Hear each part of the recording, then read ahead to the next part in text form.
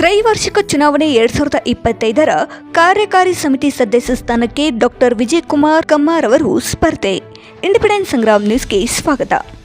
ನಾನು ಒಂದು ವೇಳೆ ಚುನಾವಣೆಯಲ್ಲಿ ಗೆದ್ದರೆ ಆರ್ಥಿಕ ಪಾರದರ್ಶಕತೆ ಮತ್ತು ರಾಜಕೀಯ ಮುಕ್ತ ಆಡಳಿತ, ವಿನೂತನ ವಿನ್ಯಾಸದಿಂದ ದತ್ತಿ ಉಪನ್ಯಾಸಗಳ ಆಯೋಜನೆ, ಮೂಲಭೂತ ಸೌಕರ್ಯ ಅಭಿವೃದ್ಧಿ, ಅತ್ಯಾಧುನಿಕ ಧ್ವನಿವರ್ಧಕ ಮತ್ತು ದೃಶ್ಯ ಪರದೆಗಳ ಅಳವಡಿಕೆ, ಸುಧಾರಿತ ಅಂತರ್ಜಾಲ ತಾಣದ ಅಭಿವೃದ್ಧಿ, ಸಾಮಾಜಿಕ ಜಾಲತಾಣಗಳ Facebook, zoom meet, Google meet ಮುಂತಾದ ಆಧುನಿಕ ಸಂಪರ್ಕಗಳ ಮೂಲಕ ಸಂಘದ ಕಾರ್ಯಚಟುವಟಿಕೆಗಳನ್ನು ವಿಶ್ವಾದ್ಯಂತ ಪ್ರಸಾರ, ಸರ್ಕಾರದಿಂದ 5 ಎಕರೆ ಜಮೀನು ಮತ್ತು ರೂಪಾಯಿ 10 ಕೋಟಿಗಳ ಅನುದಾನವನ್ನು ತರುವುದು, ಸುಸಜ್ಜಿತ ಗ್ರಂಥಾಲಯ, ಬಯಲು ರಂಗಮಂದಿರ, ಸುಸಜ್ಜಿತ ಆಡಳಿತ ಕಚೇರಿಗಳ ನಿರ್ಮಾಣ, ಸಂಘದಿಂದ ಪುಸ್ತಕಗಳ ಪ್ರಕಾಶನ, ಕನ್ನಡ ನಾಡುನುಡಿಗೆ ಸಂಬಂಧಿಸಿದಂತೆ ಸಾಂಸ್ಕೃತಿಕವಾಗಿ ವಚನ ಸಾಹಿತ್ಯ, ಜಾನಪದ ಸಾಹಿತ್ಯ, ಸಂಗೀತದ ಮೂಲಕ ವಿವಿಧ ಪ್ರಕಾರಗಳನ್ನು ಬೆಳೆಸುವ ನಿಟ್ಟಿನಲ್ಲಿ ಹಲವಾರು ವಿದ್ವಾಂಸರು ಮತ್ತು ಸಂಪನ್ಮೂಲ ವ್ಯಕ್ತಿಗಳ ನಿಯೋಜನೆಯನ್ನು ಈ ಕಾರ್ಯಕೆಲಸಗಳನ್ನು ಮಾಡುತ್ತೇನೆ ಎಂದು ಡಾಕ್ಟರ್ ವಿಜಯಕುಮಾರ್ ಕಮ್ಮಾರ್ ಅವರು ಹೇಳಿದರು. ವಿದ್ಯಾವರ್ಧಕ ಸಂಘದ ತ್ರೈವಾರ್ಷಿಕ ಚುನಾವಣೆಯಲ್ಲಿ ಕ್ರಮ ಸಂಖ್ಯೆ 13ಕ್ಕೆ ತಮ್ಮ ಅಮೂಲ್ಯವಾದ ಮತವನ್ನು ನೀಡಿ ಪ್ರಚಂಡ ಬಹುಮತದಿಂದ ಆರಿಸಿ ತರಬೇಕು ಎಂದು ವಿನಂತಿಸಿಕೊಂಡಿದ್ದಾರೆ. ಗ್ರಾಹಕರೇ, ಸೆಕೆಂಡ್ ಹ್ಯಾಂಡ್ ವಾಹನ ಬೇಕಾ? ಕಾರ್ ಮತ್ತು ಬೈಕ್ ಬೇಕಾದರೆ ನ್ಯಾಷನಲ್ ಆಟೋ ಕನ್ಸಲ್ಟೆಂಟ್ಗೆ ಭೇಟಿ ನೀಡಿ. ಇಲ್ಲಿ ಎಲ್ಲ ತರಹದ ಸೆಕೆಂಡ್ ಹ್ಯಾಂಡ್ ಬೈಕ್ ಮತ್ತು ಕಾರುಗಳು ಸಿಗುತ್ತದೆ. ವಿಶೇಷವೇನೆಂದರೆ ಲೋನ್ ಮೂಲಕ ವಾಹನ ಖರೀದಿ ಮಾಡಬಹುದು. ನೀವು ಭೇಟಿ ನೀಡಬೇಕಾದ ಸ್ಥಳ old DSP circle, BSL office near KC park, Dharwad. Mobile ಸಂಖ್ಯೆ 7348821313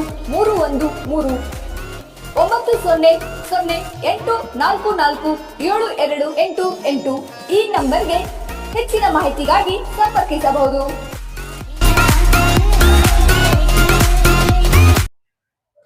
ಎಲ್ಲರಿಗೂ ಶರಣಾರ್ಥಿಗಳು. ನಾನು ಡಾಕ್ಟರ್ ವಿಜಯಕುಮಾರ್ ಈಶ್ವರ್ ಕಮ್ಮಾರ್. ನಾನು ಕಾರ್ಯಕಾರಿಣಿ ಸಮಿತಿಯ ಸಾಮಾನ್ಯ ಸದಸ್ಯ ಸ್ಥಾನಕ್ಕೆ ನಾಮಪತ್ರವನ್ನು ಸಲ್ಲಿಸಿದ್ದೇನೆ. ನನ್ನ ಸೀರಿಯಲ್ ನಂಬರ್ 13. ಎಲ್ಲ ಕರ್ನಾಟಕ ವಿದ್ಯಾವರ್ಧಕ ಸಂಘದ ಎಲ್ಲ ಗೌರವಾನ್ವಿತ ಸದಸ್ಯರುಗಳು ನನಗೆ ಆಶೀರ್ವಾದ ಮಾಡಬೇಕಂತೂ ಈ ಮೂಲಕ ತಮ್ಮನ್ನು ಕೇಳ್ಕೊಳ್ತೇನೆ. ಹಾಗಾದರೆ ನಾನು ಮಾಡುವ ಕೆಲಸಗಳು ಏನು ಅಂತ ಈ ಮೂಲಕ ತಮಗೆ ತಿಳಿಯಪಡಿಸ್ತೇನೆ. ಮೊಟ್ಟ ಮೊದಲನೇದಾಗಿ ನಾನು ಮಾಡಬೇಕಂತ ಸಂಕಲ್ಪ ಮಾಡಿರೋದು ಏನು ಅಂದರೆ ಆರ್ಥಿಕ ಪಾರದರ್ಶಕತೆ ಮತ್ತು ರಾಜಕೀಯ ಮುಕ್ತ ಆಡಳಿತ.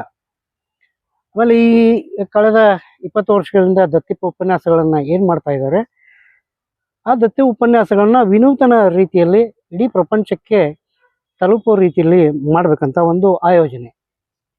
ಎಲ್ಲಕ್ಕಿಂತ ಹೆಚ್ಚಾಗಿ ಮೂಲಭೂತ ಸೌಕರ್ಯ ಅಭಿವೃದ್ಧಿ, ಅಂದರೆ ಅಲ್ಲಿರ್ತಕ್ಕಂಥ ಕಟ್ಟಡಗಳಲ್ಲಿ ಇರ್ತಕ್ಕಂಥ ಡಿಪ್ಲೀಟೆಡ್ ಏನೇನು ರೂಮ್ಸ್ ಇದೆ ಎಲ್ಲವನ್ನ ಅಭಿವೃದ್ಧಿ ಮಾಡುವಂಥ ಒಂದು ಕೆಲಸವನ್ನು ಮಾಡುವೆ. ಆಮೇಲೆ ಅತ್ಯಾಧುನಿಕ ಧ್ವನಿವರ್ಧಕ ಮತ್ತು ದೃಶ್ಯ ಪರದೆಗಳ ಅಳವಡಿಕೆ. ದೃಶ್ಯ ಪರದೆಗಳನ್ನು ಅಳವಡಿಸಿದ್ರೆ ಹಿಂದೆ ಕೂತವ್ರಿಗೂ ಕೂಡ ಆ ಕಾರ್ಯಕ್ರಮದ ಒಂದು ಪಕ್ಷಿ ನೋಟ ಗೊತ್ತಾಗಬೇಕು ಅಂತ ಸುಧಾರಿತ ಅಂತರ್ಜಾಲದ ವ್ಯವಸ್ಥೆಯನ್ನು ಮಾಡೋದು. ಅಂದರೆ ಕರ್ನಾಟಕ ವಿದ್ಯಾವರ್ಧಕ ಸಂಘದ ಅಂತರ್ಜಾಲ ವ್ಯವಸ್ಥೆಯನ್ನು ಹೊಸದಾಗಿ ರೂಪಣೆ ಮಾಡಿ ಆಕರ್ಷಕವಾಗಿ ಮಾಡುವಂಥದ್ದು. ಈ ಫೇಸ್ಬುಕ್ ಇದೆ, ಝೂಮ್ ಮೀಟ್ ಇದೆ, ಗೂಗಲ್ ಮೀಟ್ ಇದೆ, ಸ್ಟ್ರೀಮ್ ಇದೆ. ಇವನ್ನೆಲ್ಲವನ್ನ ಒಂದು ಕಂಪ್ಯೂಟರ್ ಮೂಲಕ ಅಳವಡಿಸಿದರೆ ಒಂದೇ ಒಂದು ಬೆರಳಿನ ಕ್ಲಿಕ್ನಿಂದ we can reach all over the world ಅಂಥ ಒಂದು ವ್ಯವಸ್ಥೆಯನ್ನು ತರುವುದಕ್ಕಾಗಿ ನಾನು ಶ್ರಮ ವಹಿಸ್ತೇನೆ. ಈ ಮೂಲಕ ಕರ್ನಾಟಕ ವಿದ್ಯಾವರ್ಧಕ ಸಂಘದ ಎಲ್ಲ ಸಾಹಿತ್ಯಿಕ ಚಟುವಟಿಕೆಗಳು, ಸಾಂಸ್ಕೃತಿಕ ಚಟುವಟಿಕೆಗಳು ಎಲ್ಲವನ್ನ ಇಡೀ ದೇಶ ವಿದೇಶಗಳಿಗೆ ತಲುಪುವಂಥ ಒಂದು ವ್ಯವಸ್ಥೆ ಆಗಬೇಕು.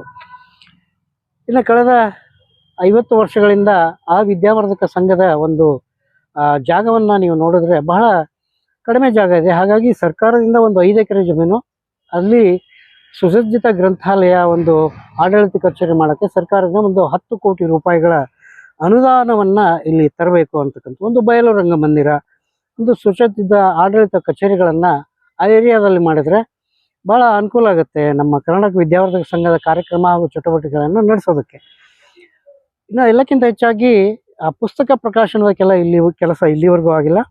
ಕನ್ನಡ ನಾಡು ನುಡಿಗೆ ಸಂಬಂಧಿಸಿದಂತೆ ಒಂದು ವಚನ ಸಾಹಿತ್ಯ ಆಗಲಿ, ಜಾನಪದ ಸಾಹಿತ್ಯ ಆಗಲಿ, ಸಂಗೀತಗಳ ಮೂಲಕ ಆ ಪ್ರಕಾಶನವನ್ನು ತಂದರೆ ವಿದ್ಯಾವರ್ಧಕ ಸಂಘ ಅಮೂಲಾಗ್ರ ಬೆಳವಣಿಗೆ ಕಾಣ್ತದೆ ಅಂತಕ್ಕಂಥ ಈ 5-6 ಅಂಶಗಳನ್ನು ಇಟ್ಕೊಂಡು ನಾನು ಈ ಚುನಾವಣೆಗೆ ಸ್ಪರ್ಧಿಸಿದ್ದೇನೆ.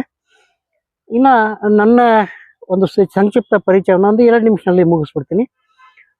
ನಾನು ಪ್ರಖ್ಯಾತ ಮಕ್ಕಳ ಕವಿ ಶ್ರೀ ಈಶ್ವರ್ ಕುಮಾರ್ ಅವರ ಸುಪುತ್ರ. ನನ್ನ ವಿದ್ಯಾಭ್ಯಾಸ B mechanical engineering, foundry and forge ಟೆಕ್ನಾಲಜಿಯಲ್ಲಿ M.Tech ಮಾಡಿದ್ದೇನೆ, ಹಾಗೂ ಥಿಕ್ಸ್ ಫೋರ್ಜಿಂಗ್ನಲ್ಲಿ PhD, ಹಾಗೂ ವಚನ ಸಾಹಿತ್ಯ ಕುರಿತು ಕಂಟೆಂಪ್ರರಿ ಅಪ್ಲಿಕೇಶನ್ ಆಫ್ ವಚನ ಲಿಟ್ರೇಚರ್ ಕುರಿತು ಮೆಲ್ಬೋರ್ನ್ ಯೂನಿವರ್ಸಿಟಿ, ದಿಲ್ಲಿ ಯೂನಿವರ್ಸಿಟಿಯ ಸಹಯೋಗದೊಂದಿಗೆ PhD ಕೂಡ ಪಡೆದಿದ್ದೇನೆ. ಇಲ್ಲಿವರೆಗೂ ಸುಮಾರು 3-4 ವರ್ಷಗಳಿಂದ ನಮ್ಮದೇ ಆದಂತಹ ವಚನ ಸಾಹಿತ್ಯ ಮಂದಾರ ಫೌಂಡೇಶನ್ ಮೂಲಕ ನಾವು ಈ ವಚನ ಸಾಹಿತ್ಯವನ್ನು ಬೆಳೆಸ್ತಾ ಇದ್ದೀವಿ. ಸರಿಸುಮಾರು 30 ದೇಶಗಳಲ್ಲಿ ಪ್ರತಿ ಶನಿವಾರ 5:45ಕ್ಕೆ ನಮ್ಮ ಕಾರ್ಯಕ್ರಮವನ್ನು ಆಯೋಜನೆ ಮಾಡ್ತೀವಿ. ನಾಡಿನ ಪ್ರಖ್ಯಾತ ವಿದ್ವಾಂಸರುಗಳಿಂದ ಈ ವಚನ ಸಾಹಿತ್ಯ ಕುರಿತು all over the world we have developed that system.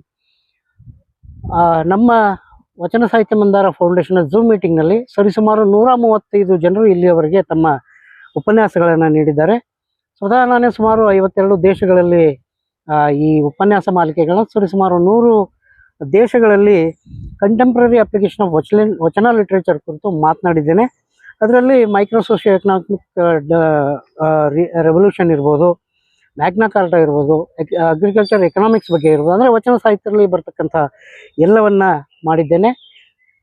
ಹೀಗಾಗಿ ನಾನು ಸಾಂಸ್ಕೃತಿಕವಾಗಿ ನಡೆನುಡಿ ಸಿದ್ಧಾಂತದಿಂದ ನಡೆದು ಈ ವಿದ್ಯಾವರ್ಧಕ ಸಂಘದ ಬೆಳವಣಿಗೆಗೆ ಸಹಾಯಕನಾಗಿ, ಸೇವಕನಾಗಿ ಕೆಲಸ ಮಾಡ್ತೀನಿ. ಹಾಗಾಗಿ ಸದಸ್ಯರಿಗೂ ನನಗೆ ಆಶೀರ್ವಾದ ಮಾಡಬೇಕಂತ ಈ ಮೂಲಕ ಕೇಳ್ಕೊಂಡು ನನ್ನ 2 ಮಾತುಗಳನ್ನ ಮುಗಿಸ್ತೀನಿ. ಶರಣಾರ್ಥಿಗಳು.